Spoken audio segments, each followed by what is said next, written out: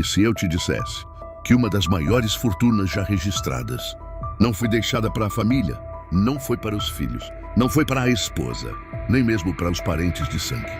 Toda a herança foi entregue a alguém invisível, alguém que passava despercebido dentro da casa. Um funcionário simples, humilde, mas que no silêncio conquistou mais do que todos os outros. Prepare-se, porque essa história não é apenas sobre dinheiro. É sobre lealdade, é sobre traição, é sobre a pergunta que vai ecoar na sua mente até o fim deste vídeo. Lealdade vale mais do que sangue? Hoje, você vai conhecer o testamento que chocou o mundo e entender por que um jardineiro, um motorista ou um simples empregado herdou tudo, enquanto a família ficou apenas com o vazio. Nos bastidores do poder, nasce um império.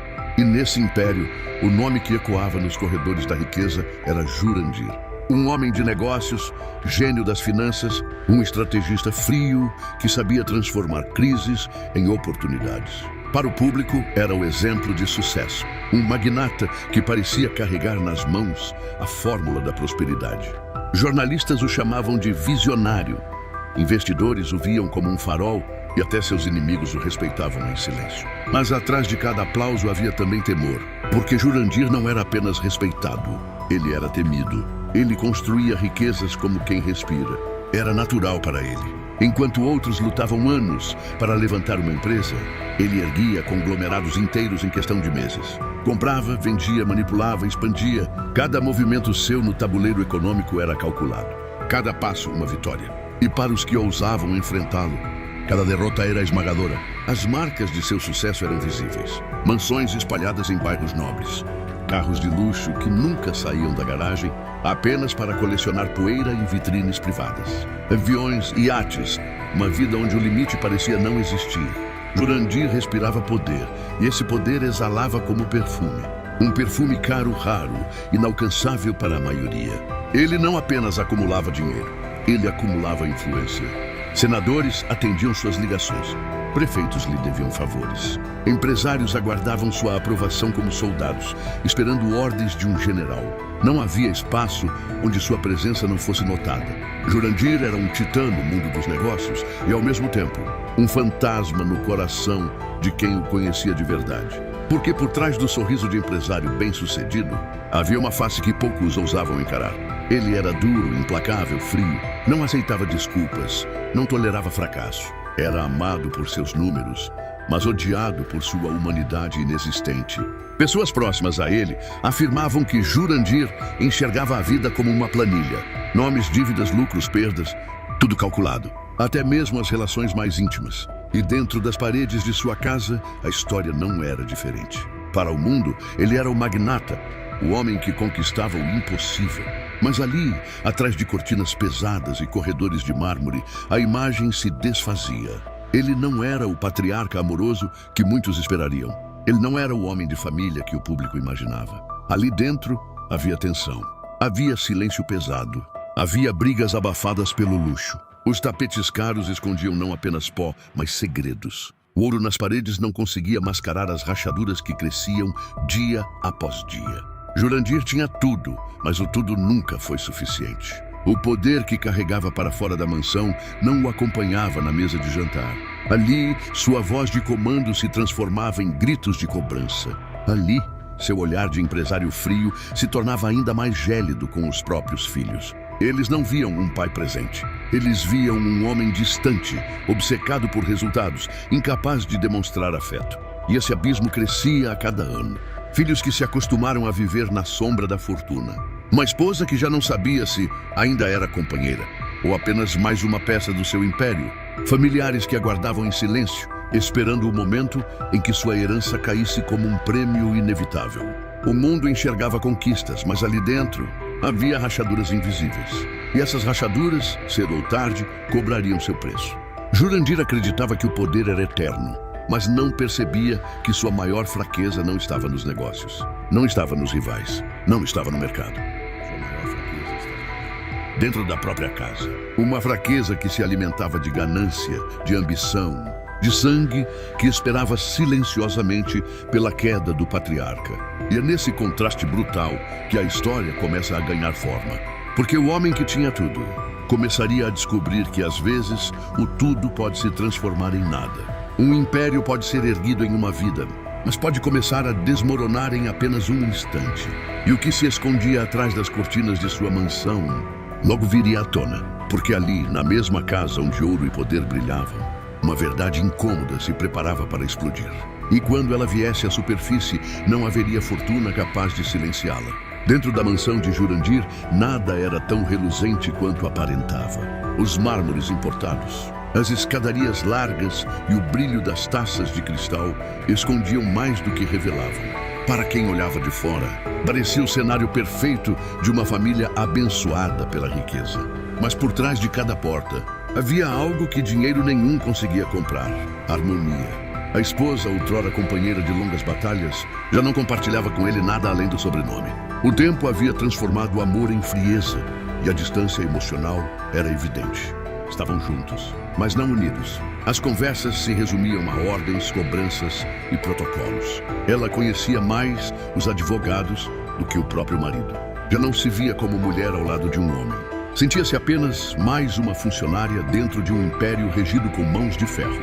Os filhos, por sua vez, cresceram rodeados de luxo, mas órfãos de presença.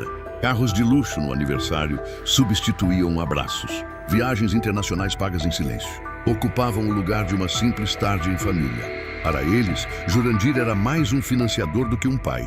E, como consequência, aprenderam desde cedo a enxergar nele não um protetor, mas um cofre ambulante. Cada herdeiro carregava sua própria sombra. O primogênito, sempre sedento por reconhecimento, vivia frustrado por jamais conseguir alcançar o brilho do pai. A segunda filha, acostumada a usar a fortuna para manipular todos ao redor, tratava o sobrenome como uma coroa que lhe conferia privilégios. Já o caçula, perdido em vícios e excessos, representava o retrato de uma juventude sem norte, dinheiro ilimitado, mas sem nenhum propósito. Dentro daquelas paredes, não havia jantares em família.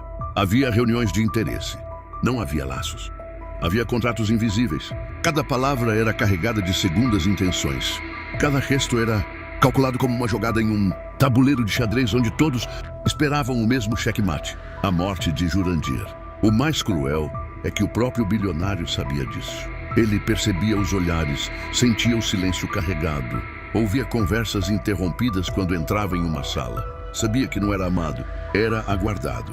Não como presença, mas como ausência. Sua morte, embora jamais dita em voz alta, era desejada como o gatilho para liberar um cofre trancado por décadas. A mansão, que deveria ser um lar, se tornava um campo de batalha silencioso. Intrigas cresciam como ervas daninhas. Pequenas disputas por presentes caros. Brigas veladas por influência e discussões sobre quem merecia mais espaço nos negócios. Do pai eram o combustível diário, e Jurandir, em seu trono de poder, alimentava esse veneno sem perceber. A esposa cultivava ressentimentos antigos. Os filhos competiam entre si como abutres sobre uma presa ainda viva. Parentes distantes surgiam com sorrisos falsos, sempre prontos para lembrar laços de sangue apenas quando a fortuna se aproximava. Nenhum gesto era genuíno, nenhuma palavra era gratuita. A família, que deveria representar a continuidade de seu império, era, na verdade, a sua maior fragilidade. Eles não o viam como patriarca, mas como obstáculo. Não enxergavam nele a origem de tudo, mas o bloqueio que impedia o acesso ao tesouro. E quanto mais Jurandir envelhecia, mais esse abismo se tornava evidente. Ele percebia que cada presente caro dado aos filhos era apenas mais um lembrete de que o amor deles estava à venda. Que cada gesto da esposa era apenas tolerância em nome da fortuna. Que cada reunião em família era, na verdade, um leilão disfarçado. Era uma família que sorria para as câmeras, mas que sangrava por dentro. Uma família que se abraçava em público, mas se atacava em privado. Uma família que não via nele um pai, mas sim a chave de um cofre que, em breve, estaria em outras mãos. Essa divisão interna não era apenas um detalhe doméstico, era um prenúncio. Porque um império pode ser destruído por rivais externos, mas o golpe mais mortal sempre vem de dentro. E no caso de Jurandir, os inimigos que mais ameaçavam sua herança não estavam nos tribunais, nem nos escritórios concorrentes, mas dentro da própria mansão. O bilionário, que dominava mercados e derrotava gigantes, começava a perceber que a verdadeira batalha não era financeira, era emocional. Era familiar, era silenciosa. Uma guerra fria que queimava dentro das paredes douradas de sua casa. E nesse ambiente sufocante, uma figura discreta se movia sem chamar atenção. Uma presença ignorada pelos herdeiros, mas notada pelo milionário. Alguém que, em meio à cobiça e à traição, parecia ser a única peça que não jogava o jogo do poder. O funcionário humilde, invisível aos olhos da família, mas cada vez mais presente aos olhos de Jurandir. E é justamente nesse contraste que a história começa a virar. Enquanto a família de Jurandir se perdia em disputas silenciosas, dentro daquela mansão havia alguém que quase nunca era notado. Não aparecia em fotos, não participava de reuniões, não exigia presentes, nem fazia exigências. Era apenas mais um rosto no fundo do cenário. Ou pelo menos era isso que todos acreditavam. Seu nome era Amaro. Porte simples, olhar sereno, voz baixa. Trabalhara por anos para Jurandir. Nunca ambicionou riquezas, nunca levantou a voz. Estava sempre lá, arrumando papéis, servindo água em reuniões, cuidando de detalhes que ninguém via, mas que, sem eles, tudo desmoronaria. A família o ignorava. Para os filhos, era apenas um empregado qualquer, alguém que não merecia sequer um bom dia. Para a esposa, um funcionário descartável. Mas para Jurandir havia algo diferente. Uma lealdade silenciosa, rara, quase extinta em seu mundo de intrigas. Amaro estava presente nas noites, em que Jurandir voltava cansado e precisava de silêncio. Estava presente nas madrugadas em que crises financeiras surgiam e todos sumiam. Ele não fazia perguntas, não exigia nada em troca. Apenas permanecia ali, como um pilar discreto, sustentando o que ninguém mais queria carregar. Curiosamente, era com esse homem simples que Jurandir, aos poucos, passou a compartilhar mais do que números. Enquanto a família o tratava como máquina de dinheiro, Amaro o tratava como ser humano.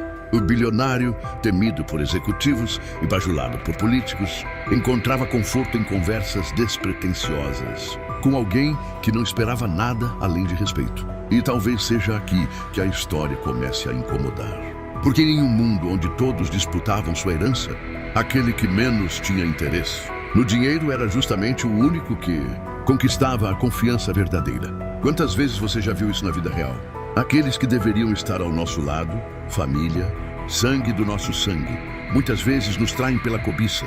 E os verdadeiros aliados surgem de onde menos esperamos. Amaro nunca levantou a mão para pedir privilégios, mas levantava a mão para ajudar quando todos recuavam. Enquanto os filhos brigavam por carros, ele cuidava do carro do patrão como se fosse dele. Enquanto a esposa exigia mais viagens luxuosas, ele fazia questão de arrumar as malas sem reclamar. Enquanto parentes distantes ligavam apenas para perguntar sobre investimentos, ele perguntava sobre a saúde do patrão. Essa diferença, pequena aos olhos do mundo, era gigantesca para Jurandir. Porque o que mais pesa em uma vida cercada de falsidade não é o dinheiro, é a ausência de verdade. E pouco a pouco, o invisível começou a ser visto. Jurandir passou a observar detalhes, como Amaro nunca desviava o olhar, como tratava cada objeto com cuidado, como permanecia leal mesmo quando ninguém o notava. Era como se aquele homem simples fosse o último resquício de humanidade em um palácio de máscaras. A família, claro, não percebia nada disso. Para eles, Amaro continuava sendo nada. Um homem que comia na cozinha, que não tinha sobrenome importante, que jamais teria voz. Mas o patriarca percebia. E essa percepção sutil no início começou a ganhar peso. Jurandir sabia que não viveria para sempre. Sabia que sua herança, mais cedo ou mais tarde, cairia nas mãos de uma família que o via apenas como moeda. E foi nesse ponto que a ideia começou a germinar. Talvez o verdadeiro herdeiro de sua confiança não tivesse o mesmo sangue, mas tivesse algo muito mais valioso: caráter. Você já parou para pensar sobre isso? O que realmente deve definir uma herança? O sangue ou a lealdade? O direito de nascença? Ou a verdade das atitudes? Esse dilema começou a corroer a mente do milionário. Porque se deixasse tudo para a família, sabia que a fortuna se transformaria em guerra. Mas se ousasse escolher outro destino, seria lembrado como traidor de seu próprio sangue. E foi nesse campo minado que Amaro, sem querer, se transformou no personagem central. O homem invisível, que por anos não teve voz, agora se tornava o reflexo do maior dilema de Jurandir. E essa escolha, silenciosa, perigosa, inevitável, mudaria não apenas o rumo da fortuna, mas o destino de todos. Porque em um império construído sobre poder e aparência, A lealdade de um funcionário simples poderia pesar mais do que o sangue de toda uma família. E aqui fica uma pergunta que não sai da mente. Se você fosse Jurandir, teria coragem de romper com o sangue e escolher a lealdade? As noites na mansão de Jurandir se tornaram cada vez mais silenciosas. O homem que um dia fora símbolo de poder absoluto agora se via prisioneiro de suas próprias escolhas. Sentado em sua biblioteca, cercado por estantes de madeira escura e livros que jamais tivera tempo de ler, refletia sobre o destino que aguardava sua fortuna. Ali, longe do burburinho da família, longe da presença dissimulada de seus herdeiros, Jurandir se confrontava com a verdade. Estava envelhecendo e a linha entre a vida e a morte já não parecia tão distante. Em suas mãos, segurava papéis que carregavam mais peso do que qualquer contrato de negócios. Não eram apenas folhas em branco esperando por assinaturas. Eram instrumentos capazes de definir o futuro de um império, de alterar para sempre o rumo de sua família e de selar a memória que deixaria ao mundo. Era o testamento. Os advogados sempre lhe lembravam: é preciso atualizar as cláusulas, senhor. Garantir que seus bens estejam protegidos. Mas proteger de quem? Do governo? Dos concorrentes? Jurandir sabia que a verdadeira ameaça vinha de dentro de casa. O que o assombrava não eram as disputas externas, mas as internas. A esposa, que já não escondia a frieza. Os filhos, que falavam mais de cifras do que de sentimentos. O caçula, cuja vida era uma sequência de excessos financiados por um sobrenome. Nenhum deles enxergava o império como herança de suor e estratégia. Todos o viam como um prêmio a ser dividido, como uma carniça ao redor da qual abutres se reuniam. Foi nesse abismo de desconfiança que a figura de Amaro, o funcionário humilde, voltou a ganhar força. Jurandir passara a observá-lo em silêncio, testando-o em pequenas situações. Deixava objetos de valor à vista, documentos estratégicos espalhados, pequenas oportunidades para a traição. Mas Amaro nunca se desviava. Cumpria seu papel com honestidade quase ingênua, como se não tivesse percebido que estava sendo constantemente posto à prova. E foi justamente essa lealdade discreta que reacendeu no bilionário uma ideia perigosa. E se o verdadeiro guardião de sua fortuna não fosse um herdeiro de sangue, mas um herdeiro de confiança? Jurandir sabia que uma decisão dessas causaria um terremoto. A família jamais aceitaria. Advogados, parentes distantes, até mesmo a opinião pública se voltaria contra ele. Mas a pergunta que o consumia era simples: de que adiantaria entregar bilhões a pessoas que não o respeitavam em vida? O que valeria a continuidade de um império nas mãos de quem só conhecia a palavra ganhar e nunca experimentara o peso da palavra construir? Foi então que começou a redigir um rascunho secreto. Escrevia à mão com a caligrafia trêmula de quem já sentia o tempo pesar sobre os ossos. Em cada linha não havia apenas a frieza de cláusulas jurídicas, mas também a amargura de um homem que percebia ter falhado naquilo que deveria ser sua maior vitória, a própria família. O testamento não era apenas um documento de distribuição de bens. Era sua confissão, seu desabafo, sua sentença. A caneta arranhava o papel enquanto definia percentuais, propriedades, ações e direitos. Mas entre cada cifra havia algo mais profundo: a tentativa de fazer justiça à sua própria consciência. E no centro desse documento, uma cláusula inesperada surgia. Uma parte significativa de sua fortuna, destinada não à família, mas a Amaro. Era um gesto ousado, quase insano para os padrões daquele mundo. Como explicar que o motorista, o homem invisível, o funcionário esquecido, receberia mais do que filhos de sangue?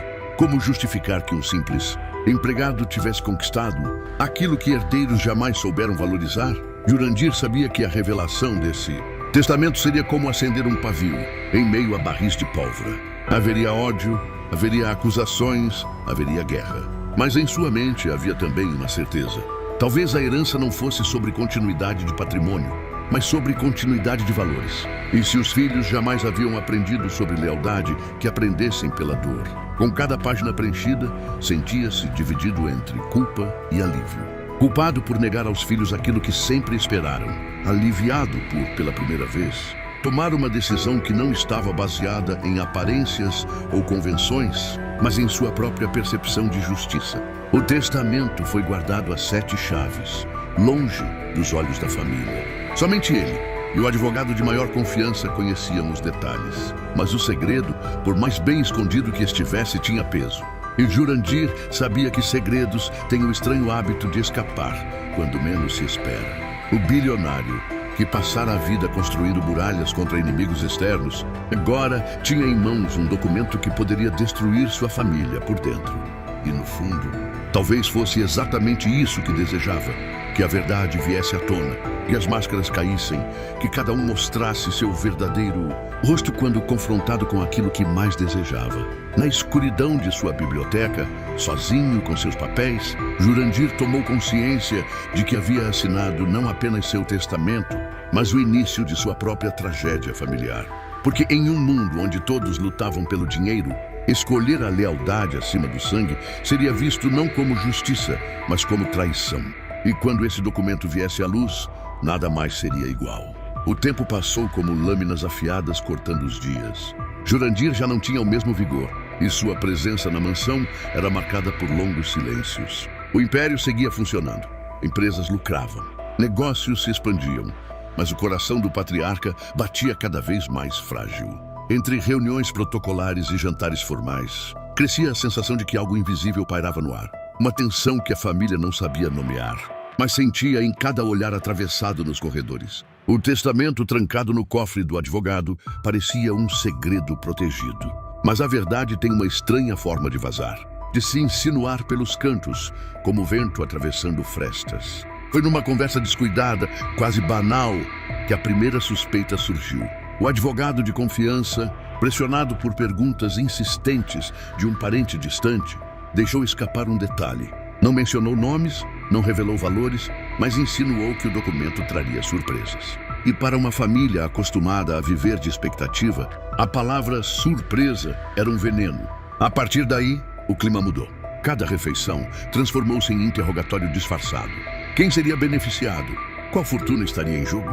Os filhos, antes unidos na esperança de um dia dividir a herança, começaram a se olhar com desconfiança. O mais velho acusava os irmãos de conspirar. O caçula insinuava que a mãe tinha um plano oculto.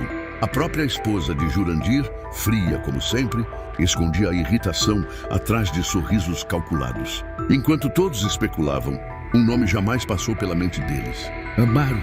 O funcionário continuava sua rotina silenciosa, servindo, dirigindo, limpando, como se nada estivesse acontecendo. Para os herdeiros, ele era invisível. E foi exatamente essa invisibilidade que lhe deu vantagem. Ninguém desconfiava que, em breve, sua vida se entrelaçaria ao destino daquela fortuna. O dia da leitura chegou sem aviso. Jurandir, debilitado, convocou a família para uma reunião na sala principal.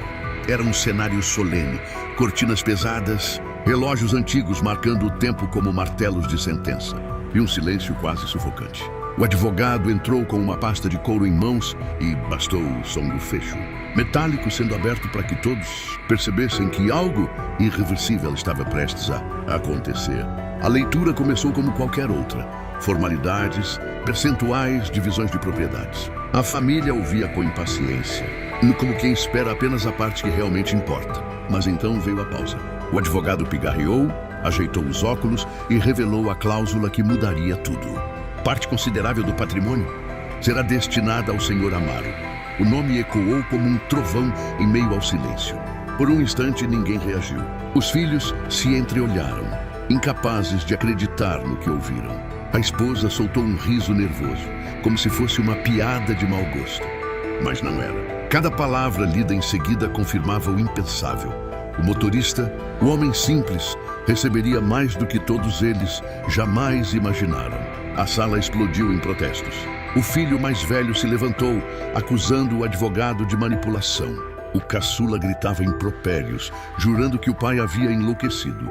A esposa, com voz carregada de veneno, exigia explicações imediatas, mas Jurandir permaneceu em silêncio. Observava a cena com um olhar cansado de quem já previa cada reação. E foi nesse caos que a verdadeira face de cada um se revelou. O discurso de amor e união desmoronou em segundos, substituído por ganância nua e crua. Não havia mais máscaras, apenas o desejo desesperado de preservar o que julgavam ser deles por direito. Amaro, por sua vez, permaneceu imóvel. O choque era tão grande que nem ele sabia como reagir. Não havia pedido, não havia sequer imaginado tal coisa. Mas agora seu nome estava gravado em um documento que mudaria não apenas seu destino, mas a dinâmica de toda aquela família. O advogado, acostumado a disputas, sabia que aquela era apenas a primeira explosão. O verdadeiro terremoto viria depois. Nos tribunais, nas brigas intermináveis, nos processos que consumiriam anos. Mas ao olhar para Jurandir, percebeu que o bilionário não temia o conflito. Pelo contrário, parecia quase satisfeito. Porque no fundo, aquele testamento não era apenas sobre herança, era sobre verdade. E a verdade, quando revelada, tem o poder de incendiar tudo ao redor. Enquanto as vozes se sobrepunham em gritos e acusações, Jurandir recostou-se na poltrona, fechou os olhos e, pela primeira vez em muito tempo, sentiu que estava livre. O império que construíra com ferro e sangue agora seria palco de uma guerra que ele não precisaria assistir. Uma guerra que revelaria sem máscaras quem realmente era movido por amor e quem era guiado apenas pela ganância. A revelação estava feita e, como toda verdade, não havia como voltar atrás. O silêncio da sala não durou muito. Assim que o advogado fechou a pasta de couro, o que restava de compostura foi varrido por uma tempestade de gritos, acusações e ameaças. A esposa de Jurandir foi a primeira a se levantar, olhos em chamas, cuspindo palavras carregadas de fúria. Os filhos a seguiram, cada um tentando sobrepor sua voz à do outro, como se a força do grito pudesse reverter o que já estava escrito. O testamento tinha sido lido, estava oficializado, mas para aquela família, nada estava decidido. O documento era visto não como uma sentença, mas como uma provocação. Algo que deveria ser combatido, custasse o que custasse. Naquela mesma noite, reuniões secretas começaram a acontecer. O filho mais velho, sempre ambicioso, chamou advogados particulares, oferecendo cifras milionárias para encontrar brechas legais. O caçula, desesperado, buscou aliados entre primos e tios, espalhando boatos de que o pai havia sido manipulado. A própria esposa, fria e calculista, arquitetava sua estratégia. Provar a suposta incapacidade mental de Jurandir nos últimos anos, alegando que o testamento havia sido redigido sob influência indevida. Do outro lado havia apenas um homem, Amaro, e, paradoxalmente, ele não tinha planos. Não sabia como lidar com o turbilhão que caíra sobre sua vida. Acostumado ao silêncio das madrugadas e à rotina previsível, agora se via cercado por olhares de ódio, ameaças veladas e um futuro que ele jamais havia sonhado e que, de certa forma, não queria. Mas o destino não lhe deu escolha. O testamento o colocara no centro de uma guerra. Os primeiros dias foram marcados por intimidações. Carros estranhos rondavam sua casa simples. Telefonemas anônimos chegavam de madrugada, com vozes roucas dizendo para ele desistir antes que fosse tarde. Os próprios vizinhos começaram a tratá-lo com uma mistura de inveja e desconfiança. Para eles, aquele homem humilde não era mais o mesmo. Agora era o herdeiro do patrão. Enquanto isso, a família de Jurandir se afundava em contradições. Em público, mostravam-se unidos, chorando juntos em entrevistas, insinuando que haviam sido traídos por um documento mal feito. Mas nos bastidores, cada um tramava contra o outro. Advogados eram contratados e descartados com a mesma rapidez. Documentos eram falsificados, testemunhas compradas, segredos antigos ressuscitados como armas. A imprensa, farejando o escândalo, transformou o caso em espetáculo. Manchetes diárias estampavam os jornais. Bilionário deixa fortuna para motorista. Família acusa manipulação. Justiça pode anular testamento. Programas de televisão exploravam o drama como novela. E comentaristas discutiam se Jurandir havia sido um visionário ou um louco. No meio desse caos, Amaro se mantinha calado. Não buscava entrevistas, não respondia a provocações, não contratava exércitos de advogados. Limitava-se a comparecer às audiências, sempre de cabeça baixa, como quem carrega um peso maior do que pode suportar. Mas, ironicamente, esse silêncio foi sua arma mais poderosa. Enquanto a família se engalfinhava em disputas intermináveis, expondo cada vício, cada detalhe sórdido de suas vidas, Amaro permanecia como uma figura quase intocável. Um homem simples, que não pediu nada, mas a quem o destino havia concedido tudo. As sessões no tribunal eram verdadeiros espetáculos. Os filhos se atacavam entre si, acusando uns aos outros de manipulação, de dívidas escondidas, de traições conjugais. A esposa chorava em público, mas por trás dos bastidores enviava mensagens ameaçadoras a qualquer um que ousasse defendê-lo.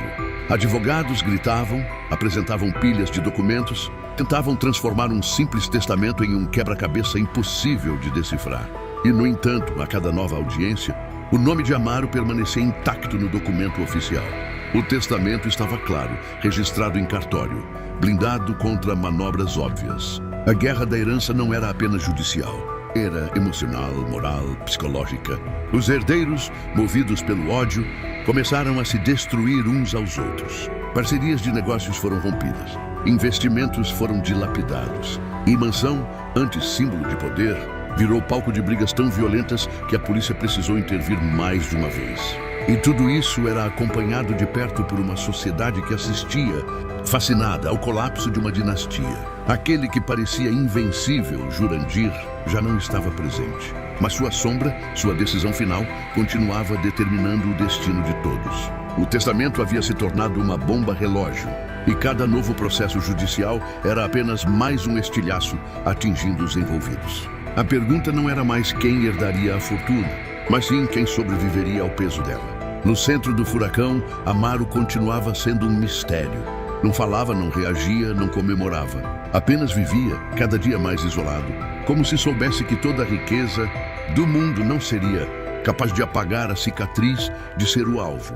De uma guerra tão cruel, o império de Jurandir estava ruindo, não por falência, mas por ambição. O ouro que deveria unir agora separava. A herança, que deveria ser símbolo de continuidade, transformou-se em maldição. E assim, a cada audiência, a cada manchete, a cada lágrima falsa, a verdade se tornava impossível de ignorar. Aquela família não lutava apenas por dinheiro. Lutava por poder, por orgulho, por vaidade. E nessa luta ninguém sairia ileso. A guerra da herança continuava lá fora. Mas dentro da casa modesta de Amaro, o silêncio era quase insuportável. O motorista que passara anos na sombra do patrão agora carregava o peso de uma fortuna que jamais pedira. E quanto mais os dias avançavam, mais compreendia que não havia herança inocente. Cada moeda, cada cifra, cada propriedade trazia consigo uma corrente invisível, capaz de arrastar até o mais firme dos homens. O primeiro impacto veio de forma sutil, olhares diferentes nas ruas. Amaro, que antes cumprimentava vizinhos com a tranquilidade de quem sempre foi um deles, agora recebia sorrisos exagerados, cumprimentos forçados, convites inesperados. Pessoas que nunca lhe dirigiram uma palavra passaram a se aproximar, como se fossem velhos amigos. Havia uma doçura artificial nos gestos, um interesse escondido nas palavras. Ele percebia. Fingiam afeto, mas desejavam apenas uma migalha daquela fortuna que não lhes pertencia. Logo vieram os presentes. Cestas de vinhos caros deixadas na porta, cartas anônimas cheias de elogios, fotografias de pessoas desconhecidas pedindo ajuda. O telefone não parava de tocar, parentes distantes, colegas de infância que ele mal lembrava, todos reaparecendo como sombras. Uns pediam emprego, outros empréstimo. Alguns se declaravam aflitos, prontos para manipular sua compaixão. E por trás de cada gesto, havia sempre uma mesma pergunta silenciosa. O que você fará com todo esse dinheiro? Amaro não tinha resposta. Ainda acordava cedo, fazia café simples, caminhava até a garagem como se fosse buscar o carro do patrão. Mas já não havia patrão. O tribunal podia decidir, os jornais podiam estampar manchetes, mas a verdadeira batalha acontecia dentro dele. Porque não era apenas a família de Jurandir que tentava destruí-lo. Era ele mesmo, lutando para não se perder em meio à riqueza que parecia ter o poder de devorar tudo ao redor. O ouro pesa, mais do que ferro, mais do que pedra. Pesa no silêncio das madrugadas, no olhar desconfiado dos vizinhos, no vazio que o dinheiro não consegue preencher. E para Amaro, esse peso estava apenas começando. A fortuna de Jurandir já não parecia apenas um patrimônio acumulado ao longo de décadas. Aos olhos de todos os envolvidos, ela havia se transformado em algo vivo, uma entidade obscura que arrastava cada pessoa para um abismo diferente. O império que o bilionário construíra em vida tornara-se, após sua morte, uma maldição que consumia herdeiros, advogados curiosos e, sobretudo, Amaro. No início, muitos acreditaram que seria apenas uma disputa judicial longa. cansativa, mas dentro dos limites da lei. Com o passar dos meses, porém, o que se via era algo muito além. Tragédias pessoais, ruínas financeiras e até acidentes. Estranhos começaram a rondar os que se atreviam a disputar aquele ouro. Um dos filhos, envolvido em negócios arriscados, perdeu quase tudo tentando provar na justiça que o testamento era inválido. Investimentos que pareciam sólidos desmoronaram de repente, deixando-o com dívidas impagáveis. A filha do meio, que buscava apoio na imprensa para difamar Amaro, viu sua vida privada exposta em detalhes, arruinando sua reputação e seus relacionamentos. Já a esposa de Jurandir, fria e incansável, começou a se isolar em seu próprio ódio, murmurando palavras incoerentes, como se conversasse com o marido morto, convencida de que ele a traíra não apenas em vida, mas também depois da morte. As notícias corriam rápido. Manchetes falavam de falências, separações, escândalos e até surtos nervosos. O país acompanhava como quem assiste a uma novela sombria, mas para os envolvidos não havia ficção. Era uma lenta implosão, e ninguém sabia quem seria o próximo a cair. Amaro observava tudo de longe, mas não estava ileso. Pelo contrário, cada dia que passava, sentia mais forte o peso da herança. O ouro parecia exercer sobre ele uma força invisível. Às vezes, no silêncio da madrugada, tinha a sensação de ouvir passos na casa, móveis arrastando-se, sussurros vindos de cômodos vazios. Jurandir, em seus pesadelos, já não aparecia sentado no banco de trás do carro. Agora surgia em pé ao seu lado, olhando-o de maneira inquisidora, como se o julgasse a cada respiração. Houve noites em que Amaro jurou sentir o cheiro forte do perfume caro que o patrão usava, impregnado no ar, como se alguém tivesse acabado de atravessar o quarto. Em outras ocasiões, acordava com a sensação de mãos invisíveis pressionando seu peito, sufocando-o. O médico falava em ansiedade, estresse, mas no fundo, Amaro sabia. Aquela fortuna carregava um fardo espiritual. O império de Jurandir estava contaminado. Não se tratava apenas de brigas familiares ou armadilhas jurídicas. Era como se cada pedaço daquele patrimônio carregasse a essência amarga de um homem que passou a vida acumulando, mas nunca soube amar. O ouro não brilhava, o ouro amaldiçoava.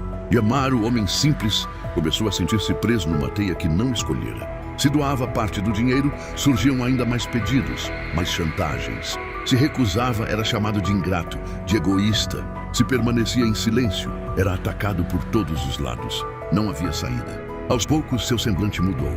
O olhar, antes sereno, tornou-se pesado, marcado por olheiras profundas. O corpo emagreceu. As mãos, outrora firmes no volante, tremiam ao segurar uma xícara de café. Ele evitava espelhos, pois neles já não via o mesmo homem. Via uma sombra carregada pelo peso de algo que não deveria estar em suas mãos. O povo, que antes o via como exemplo de humildade, começou a questionar. Comentários maldosos surgiram.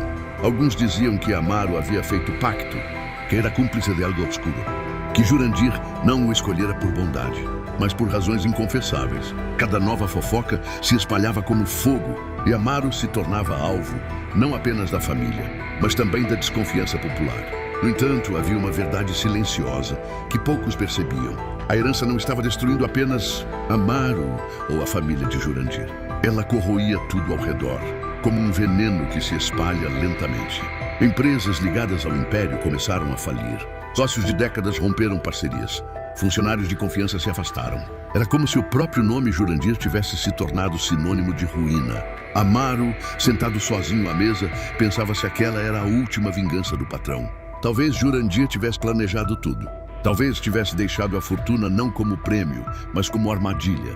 O ouro seria o verdadeiro executor de sua vontade, destruir aqueles que, em vida, só enxergaram nele uma fonte de poder. E nesse ponto, a pergunta deixava de ser sobre quem herdaria ou perderia a fortuna. A questão mais sombria começava a se impor. Quem sobreviveria ao Império Amaldiçoado? A maldição do Império de Jurandir atingiu seu ponto máximo. Já não havia fronteiras entre justiça, imprensa e desespero. Tudo se misturava em um cenário de ruína coletiva.